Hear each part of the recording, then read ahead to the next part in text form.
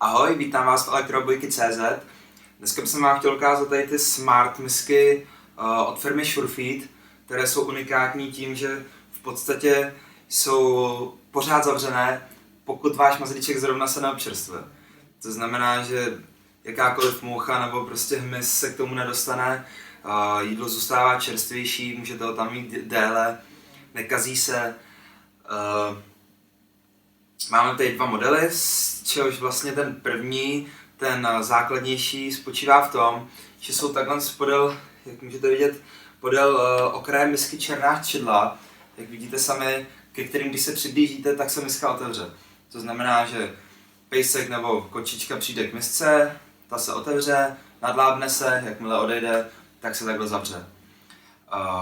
Tenhle druhý model, ten je trošku zajímavější. V podstatě funguje nebo reaguje na ty čidla.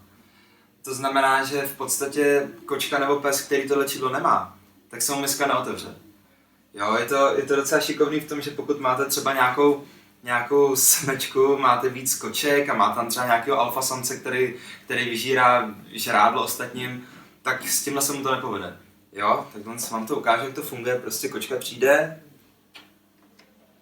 miska zaregistruje čidlo a jakmile zaregistruje čidlo, tak se otevře. Z krajů té misky jsou takový okraje z plexiskla, takže v podstatě se tam ani kočka jiná pořádně nedostane. Jo.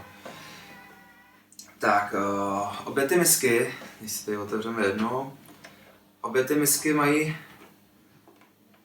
vlastně, ty krmítka mají takhle vymutelnou misku, která má gumový okraj, který v podstatě slouží k tomu, že jídlo, které vlastně, žrádlo, které se dostane do okolí, tak neproteče, no, je to takový těsnění.